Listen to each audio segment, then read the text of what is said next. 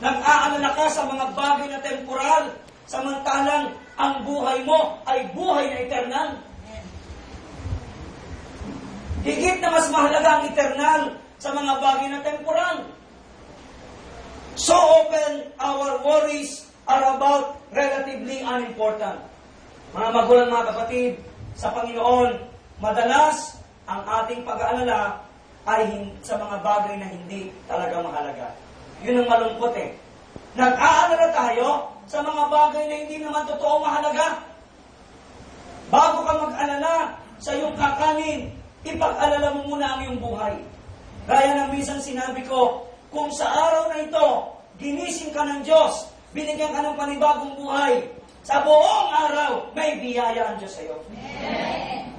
Pero kung alam ng Diyos, wala na siyang isusupply para sa iyo, bukas ng Lunes, mamayang gabi pa lang, bago magpukang niwayway at magpalit ng panibagong araw at lumipat ng oras, lumipat ng araw, hindi ka na bubuhayin ng Diyos. Yes, hindi ka nasisikatan ng araw. Dyaryo na lang ang katapat mo.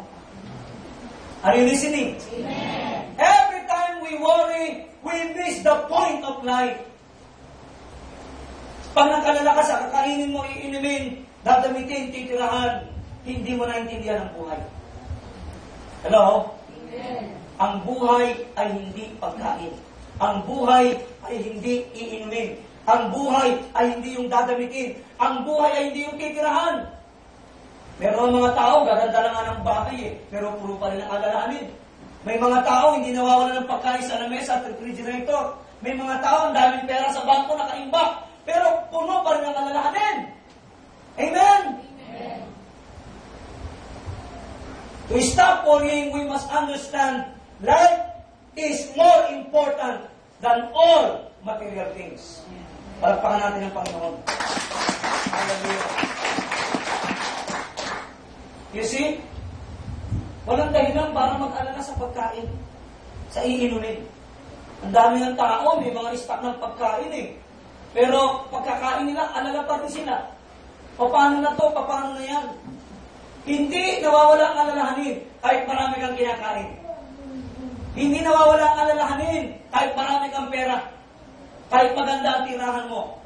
At marami ka pang stock na tubig. Lalo na kung purified water pa.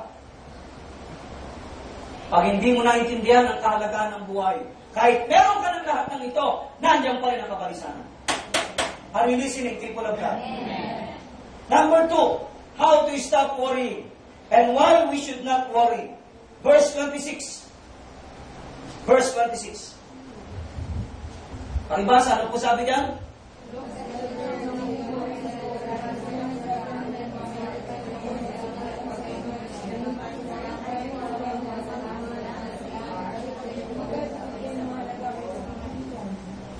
Number 2, how to stop worrying? We must understand, worrying is illogical.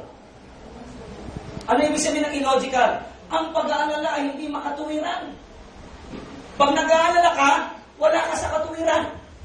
Nag-aalala ka sa kakanin, iinumin, dadamitin, titirahan.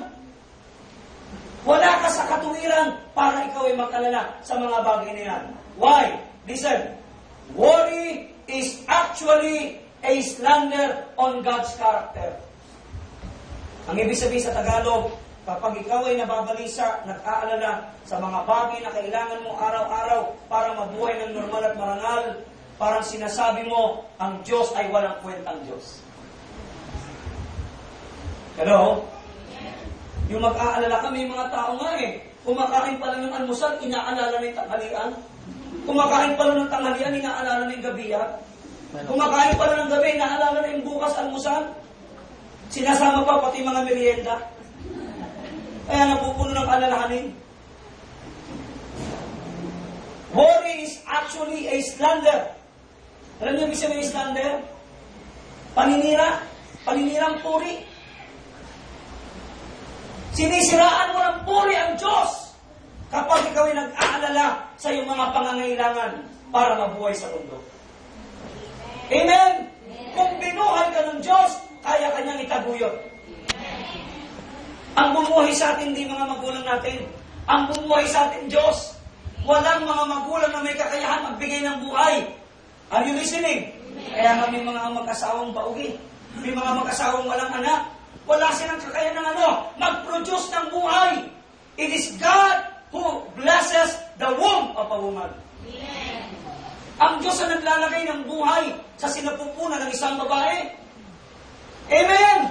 Kahit gaano pa kayaman ng mag-asawa, kung hindi ang Diyos ang maglalagay ng buhay sa kanyang sinapupunan ng babae, walang buhay na malilikha ang mag-asawa. Ano ba ba tayo, mga kapatid? So, worry is illogical. Wala sa katwiran ang pag-aalala. Imagine niyo, maraming pagkakataon nag-aalala tayo. Tama po ba? Tama po ba? Hindi pa nga nauubos, paubos pa lang, nag-aalala na tayo. We are so illogical sa ating pamumuhay bilang mga Kristiyano. Worry suggests the idea, listen, that God is more interested in His pets than His children. Kapag tayo nag-aalala, it is illogical. Parang sinasabi natin, ang Diyos ay mas may pansin. Ang Diyos ay may mas pagpapahalaga kaysa sa ibon at sa halaman kaysa sa akin. That is illogical. Sabi nga ni Jesus, di ba? Jesus encourages us what? To look at them. Ano sabi niya? Tingnan niyo ang mga ibon. Hello? Meron bang ibon na namatay sa gutom? Sige nga. Meron ba kayo nabalitaan? Ibon na namatay sa gutom? Hello? Usually, karamihan ng ibon na namatay, mga ibon na nahuli, ikinulong sa kulungan at pinabayaan ng nakahuli. Pero nung sila'y nakalalaya, hello, masigla. Pero pag sila'y nahuli at kinulong, ang karamihan daw kinamamatay ng ibon, hindi naman daw yung pagkakakulong eh. Yung sila'y pinagkakitaan. Diba? Kapayat-payat ng maya, kapayat-payat ng pipit, pinagkakakitaan. O pwede itong iprito. Pag pinirito mo, ting-ting na lang lalabas niya. Bitukahan mo yan, halos wala na yan. Kukulayan pa ang mga pipit at maya para maging attractive. Para dagdag, presyo. Ilang kinalulungkot nila. Hindi sila dinisenyo ng Diyos para ikulong, hulihin, ikulong, at pagkakitaan. Kaya sabi niya, tingnan niyo itong mga ibon na to. Kung sila hindi pinababayaan ng inyong amang nasa langit. By the way, ang Diyos po bang nasa langit ay tatay niyo? Amen. Ama niyo po ba siya? Amen. Anong klaseng ama ang Diyos para sa atin? Siya ba ay irresponsable? Siya ba ay pabaya? Hello? What kind of God as a father to us? Mga kapatid? He is faithful, responsible, loving Heavenly Father.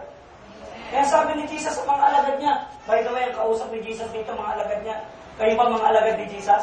Amen. Kinakausap tayo ngayon ng Panginoon through His words.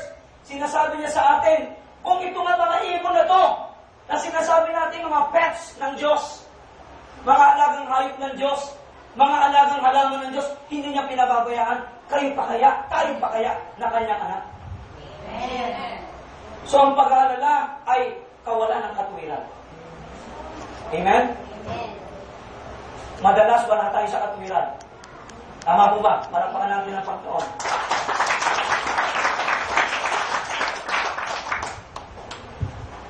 When we worry, we misses the point of life.